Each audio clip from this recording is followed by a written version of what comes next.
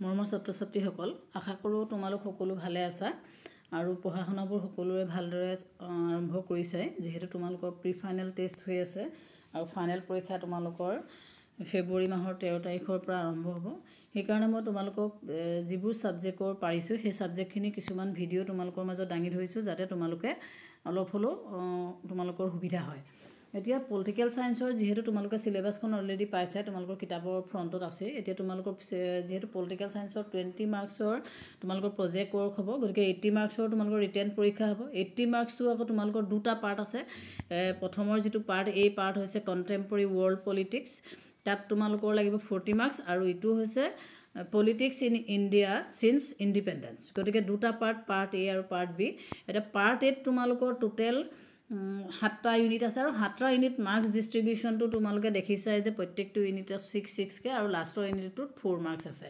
গতিকে বহুত ইউনিট আছে কথাখিনি তোমালোকে ভালকে মন কৰিবা ভালকে খৰচি মাৰি পঢ়িবা আৰু যেটো পাৰ্ট বি তাত তোমালোকৰ 8টা ইউনিট আছে আৰু তাতো মাৰ্কসবোৰ তেনেকৈ 6 কে দি 4 এনেকৈ দিছে গতিকে তোমালোকে এটা কথা গম পাবা যেটো ইউনিটত 4 মাৰ্কস আছে সেই ইউনিটটোৰ পৰা 4 মাৰ্কসতকৈ ডাঙৰ কোৱেশ্চন নাহে হাইয়েস্ট 4 মাৰ্কস আহিব গতিকে তেনেকুৱা ধৰণৰ এটা ষ্টাইলত তোমালোকে লং কোৱেশ্চনবোৰ পঢ়িব পাৰা আৰু যেহেতু তোমালোকৰ বেছিভাগে এতিয়া শৰ্ট কোৱেশ্চন আহিছে তোমালোকে দেখিছাই কোৱেশ্চন প্যাটাৰ্নবোৰ মোটামুটি তোমালোকৰ চেঞ্জ হৈছে প্ৰতিটি ইউনিটৰ পৰা তোমালোকৰ এক 6টা কোৱেশ্চন আহে তোমালোকৰ শৰ্ট কোৱেশ্চন 1 নম্বৰীয়া তোমালোকৰ আহে লিখিবলৈ 7টা বা 6টা আহিব তাৰ ভিতৰত কম তাৰ পাছত আকৌ 2 নম্বৰীয়া কোৱেশ্চনত কেইবাটাও লিখিবলৈ দিছে 1 নম্বৰীয়া 4 নম্বৰো আহে মাৰ্কস মানে হাইয়েস্ট তোমালোকৰ 5 মাৰ্কসে তোমালোকৰ আহে গতিকে সেই হিচাপতে পঢ়িবা এতিয়া তোমালোকৰ কি হৈছে মই একেলগেটো গুটেখিনি কোৱেশ্চন আনসাৰ সলভ কৰি দিবলৈ অসুবিধা হয় গতিকে মই এতিয়া আজি 19 চনৰ আৰু 22 চনৰ তোমালোকৰ দুখন 19 চন আৰু 20 চন এই দুখন কোৱেশ্চন দুখন পেপাৰৰ যিকিটা 1 নম্বৰীয়া মাৰ্কস 1 নম্বৰীয়া মাৰ্কসৰ পাৰ্ট এ আৰু পাৰ্ট বি দুইখন পেপাৰৰ কোৱেশ্চন কেটা আনসাৰ কেটা সলভ কৰি দিছো তাত যাতে তোমালোকৰ সুবিধা হয় আৰু যদি তোমালোকৰ কিবা কনফিউজন থাকে মোক জনাবা আৰু যিমান পাৰো মই তোমালোকক ইউনিট ওয়াইজ গুটে বস্তুখিনি দিবলৈ চেষ্টা কৰিম খালি তোমালোকে ভিডিওখিনি চাই কোনখিনি টপিকৰ ওপৰত তোমালোকক বেছিকে কলে বেছি ভাল পাবা সেইখিনি মোক জনালে তোমালোকক তেনে ধৰণে মই সহায় কৰিব পাৰিম এতিয়া চোৱা 2019 চনত যিখন তোমালোকৰ এসএস ফাইনেল ইয়েৰ পেপাৰ হৈ গল সেই পেপাৰখনত যেনেকুৱা ধৰণৰ শৰ্ট কোৱেশ্চন আহিছিল 6টা শৰ্ট কোৱেশ্চন আহিছে গুটে শৰ্ট কোৱেশ্চন কেটা সলভ কৰি দিছো পাৰ্ট এ আৰু পাৰ্ট বি ঠিক তেনে ধৰণে 20 চনৰো পাৰ্ট এ আৰু পাৰ্ট বি কোৱেশ্চন কেটা তোমালোকক সলভ কৰি দিছো সেইখিনি তোমালোকে চাই যাবা এবাৰ চকু ফুৰালে তোমালোকৰ মনত ৰব গতিকে 1 নম্বৰীয়া 6টা কোৱেশ্চন আহিছে 6টা কোৱেশ্চন কৰিব লাগিব সমসাময়িক বিশ্বৰ ৰাজনীতি এতিয়া ইয়াত প্ৰথমৰ কোৱেশ্চনটো দিছে right the full form of CATO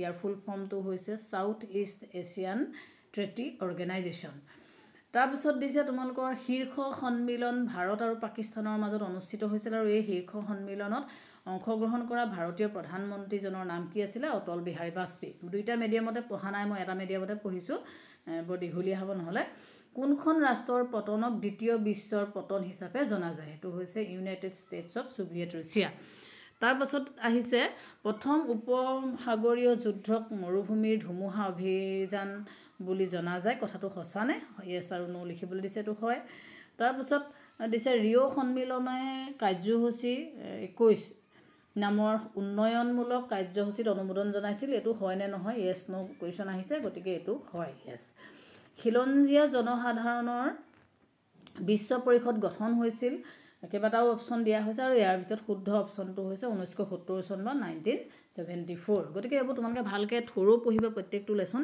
আৰু এনেকুৱা কোৱেশ্চনবোৰ পাৰিলে তোমালোকৰ গোটা মাৰ্কস পাই যাবা তাৰ পিছত পাৰ্ট বি ৰ পৰা 19 চনত অহা কোৱেশ্চন কেটা হৈছে যে এনডিএৰ ফুল মিনিংটো লিখিবলৈ দিছে নেশনেল ডেমোক্ৰেটিক এলায়েন্স তাৰ পিছত দিছে যে ভাৰতৰ প্ৰথমটো সাধাৰণ নিৰ্বাচনত লোকসভাত দ্বিতীয় বৃহৎ সংখ্যক আসনত জয়লাভ কৰা দলটোৰ নাম কমিউনিষ্ট পাৰ্টি অফ ইণ্ডিয়া তাৰ পিছত দিছে যে নিৰ্বাচন আয়োগে কোন চনতে প্ৰথম ইভিএম ব্যৱহাৰ কৰিছিল 1990 চনত তাৰ পিছত আহিছে যে 1989 চনত প্ৰথম সংযুক্ত চৰকাৰ প্ৰধানমন্ত্ৰীজনৰ নাম কি হৈছে বিশ্বনাথ প্ৰতাপ সিং ভাৰত চৰকাৰে মণ্ডল আয়োগ কোন চনত নিযুক্তি দিছিল খালি ঠাই দিছে খালি ঠাই কাৰ দিছে হেতু হৈছে 1979 ত 1979 চনত ভাৰতৰ নতুন অৰ্থনৈতিক নীতিৰ এটা বৈশিষ্ট্য লিখা মইতো ইংলিছতে লিখি দিছো অসমীয়াটো তোমালোকে কিতাপত পাবাই লিবাৰালাইজেশ্যন এটা New economic policy of India has made provision for liberalizing the